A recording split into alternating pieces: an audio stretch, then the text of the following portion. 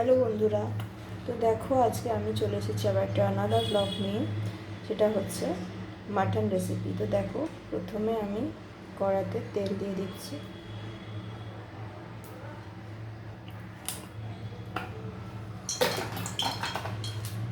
তেলটা হতে থাক। তো দেখো বন্ধুরা, তেলটা গরম হয়ে গেছে।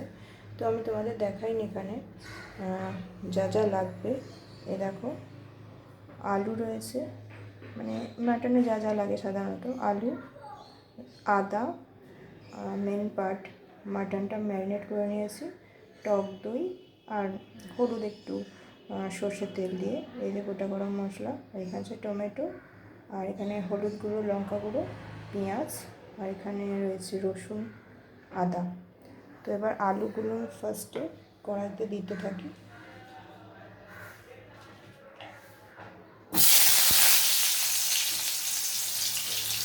আলুগুলো লাল লাল করে ভেজে নিই।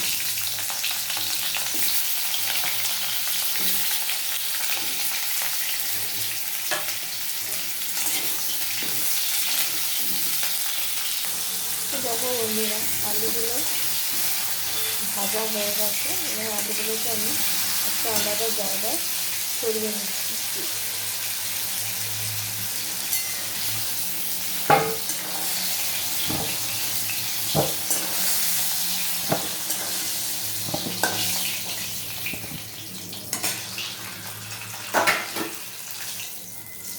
এই তেলেতেই আমি গোটা গরম মশলা, তেজপাতা, গোটা গরম মশলাটা ফোড়ন দিয়ে দিচ্ছি। তারপরে পেঁয়াজ কুচি, টমেটো কুচিটা দিয়ে দিচ্ছি।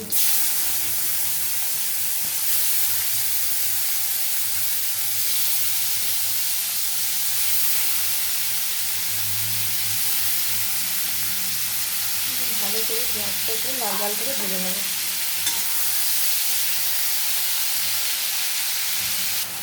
তো দেখো বন্ধুরা, পেঁয়াজ টমেটোটাকে ভালো করে কষিয়ে নিয়েছি। এবার আমি এতে আদা বাটা, রসুন বাটাটা দিয়ে দিচ্ছি। আমি অতটা বাটা করিনি, ছেঁচে নিয়েছি।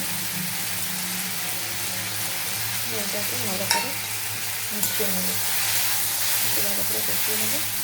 এই মাংসটা অ্যাড করে দেবো, ম্যারিনেট করা মাংসটা অ্যাড করে নিচ্ছি মাটন দিয়ে।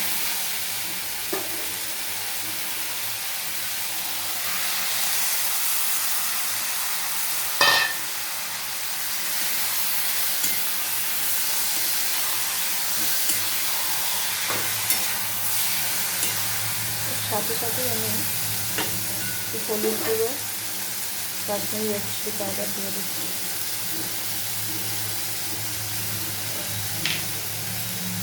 এবার অ্যাড করছি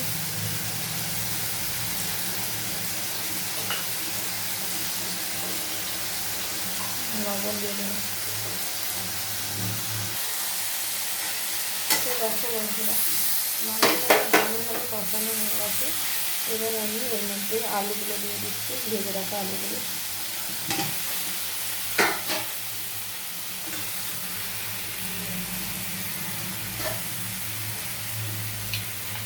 এগুলো আমি কেটে রাখা পেঁপের টুকরো দিয়ে ভালো করে মিশিয়ে নিয়ে মশলার পরে জলটা ছিল, ম্যারিনেট করে রাখা যে জলটা, ওইটা আমি ওটা আবার অ্যাড করে দিচ্ছি, দিয়ে এটা খানিকক্ষণ ফুটতে রাখবো। একটু জল দিয়ে দিলাম, দিয়ে আমি ঢাকা দিয়ে দেবো।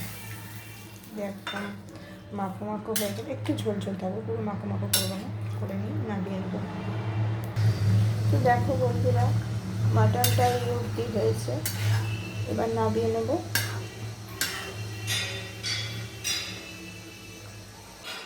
তো দেখো বন্ধুরা, মাটনটার কালার এরকম এসছে। আর আমি একটা জায়গায় এটাকে ঢেলে নিয়েছি মাটনটাকে। তো সানডেতে যদি এইরকম ঝাল ঝাল মাটন আর সঙ্গে গরম ধোঁয়াটা ভাত হয়, তাহলে জাস্ট সানডেটা একদম জমে যায়। দেখো, তোমাদের রেসিপিটা কেমন লাগলো তোমরা জানাবে আমাকে। ব্লগটা আজকে এখানে শেষ করছি।